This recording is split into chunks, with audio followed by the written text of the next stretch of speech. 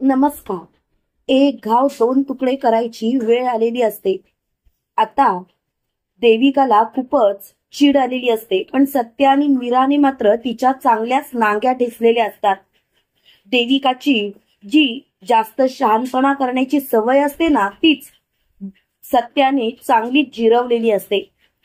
त्याच वेळेला आजी देविकाला म्हणते, देविका, तुझ्याकडून ही अपेक्षा नव्हती. देविका, तुला असं वागून काय मिळालं? अगं, निरूपाचं पार्लर विकलंस तू. तुला एकदा सुद्धा घरात विचारावंसं वाटलं नाही का? तेव्हा लगेच देविका म्हणते, काय विचारायचं? तुम्ही सगळेजण येता जाता माझ्या वडिलांवरती येता. मला प्रत्येक वेळेला सांगता की डॅड जवळना पैसे मागून आण. अरे, माझे डॅड माझ्याशी बोलत सुद्धा नाहीत. खरं सांगायचं तर किती वेळा तुम्हाला सांगायचं, त्यावेळेला मीरा बोलते, गप्प बस ग. अगं, किती नाटकं करणार आहेस अजून? देविका, तुझ्या या नाटकांना सासूबाई आणि हा पंकज भुलत असेल, पण मी आणि हे कधीच भुलणार नाही. आणि आम्हाला तर खोटं पाडण्याचा तू प्रयत्नच करू नकोस, कारण तुझी सगळी सत्य आमच्या समोर उघड झालेत. तेव्हा मात्र देविकाला खूपच राग आलेला असतो. देविका मीरावरती धावत जात म्हणते, ए मीरा, जास्त शहाणपणा करायचा नाही या. कोण समजतेस कोण तू स्वतःला? तुझी लायकी तरी आहे का माझ्या समोर उभं राहायची? एक गोष्ट लक्षात ठेवायची मीरा, जर का माझ्या वाटेला जायचा प्रयत्न जर केलास ना तर बघ. तेव्हा सत्या बोलतो, काय करणार आहेस? मला सुद्धा बघायचं आहे. तू काय करू शकतेस ना ते मला सुद्धा दाखव बघू. माझी सुद्धा इच्छा आहेच. तेव्हा लगेच मोठ्यानी देविका म्हणते, सत्या, अति होतंय. किती वेळा सांगायचं? त्यावेळेला निरूपा बोलते, त्यांचं काहीच अति होत नाही देविका, अति तुझं झालंय. देविका, तू मला सांग, खरं काय खोटं काय? तू जर का मला सांगितलंस तर बरं होईल. त्यावेळेला लगेच देविका म्हणते, आई, तुमचा माझ्यावरती विश्वास नाही का? आई, तुम्ही माझ्यावरती विश्वास ठेवा ना. तुम्ही असं का वागताय आई? तेव्हा लगेच निरूपा बोलते, तुझ्यावरती विश्वास ठेवायचा म्हणजे काय करायचं देविका? स्वतःच्या पायावर धोंडा पाडून घ्यायचा का? देविका, माझा तुझ्यावरती विश्वासच राहिला नाही. एक नंबरची खोटारडी निघालीस तू, खोटारडी. तुझ्यासारख्या मुलीला तर धडा शिकवलाच पाहिजे, आणि मी तरी तुला कधीच माफ करणार नाही देविका. तेव्हा मात्र देविकाला खूपच राग आलेला असतो. देविका मोठ्याने बोलते, आता सगळंच संपलंय असं सगळ्यांना वाटत असेल, पण एक गोष्ट लक्षात ठेवा, मी पार्लर विकलं यात माझी काही चूक आहे असं मला वाटत नाही. कारण मी जरी पार्लर विकलं असलं ना तरी सुद्धा त्याचे पैसे मी स्वतःसाठी खर्च केले नाही, तर या घरासाठी त्या सुजित कुमारच्या हातात दिलेत. तेव्हा लगेच निरूपा बोलते, देविका, तुझ्या तोंडाला आवर घाल. तू काय वागतेस कळतंय का तुला? देविका, आजपासून तू माझ्या मनातून कायमची उतरलीस. तेव्हा देविका म्हणते, ओके आई, मला काहीच प्रॉब्लेम नाही. पंकज, तुझं काय म्हणणं आहे की तुला सुद्धा माझ्यावरती संशयच घ्यायचा आहे? तेव्हा लगेच मीरा बोलते, हे बरं आहे ना देविका, प्रत्येक वेळेला सगळं काही करायचं आणि नंतर मात्र न केल्यासारखं वागायचं. देविका, मला याच गोष्टीचा खूप त्रास होतो. खरं तर कसं वागायचं तेच कळत नाही, आणि आता तर माझी इच्छाच राहिली नाही देविका तुझ्याशी बोलायची. एक गोष्ट मात्र लक्षात ठेवायची देविका, कितीही काही झालं तरी सुद्धा मी तुला कधीच माफ करणार नाही. तेव्हा मात्र देविकाला खूपच राग आलेला असतो.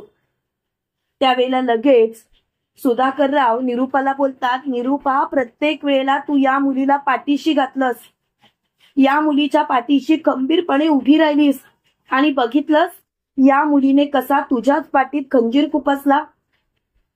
देविका, आता तूच विचार कर नक्की काय करायचं आहेस ते. तेव्हा देविका म्हणते, प्लीज बाबा, आईंच्या मनात माझ्याविषयी गैरसमज पेरू नका.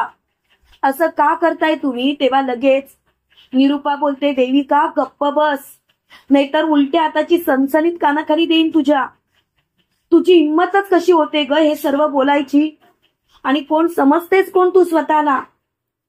तुझी लायकी तरी आहे का? तेव्हा मात्र देविकाला खूपच राग आलेला असतो.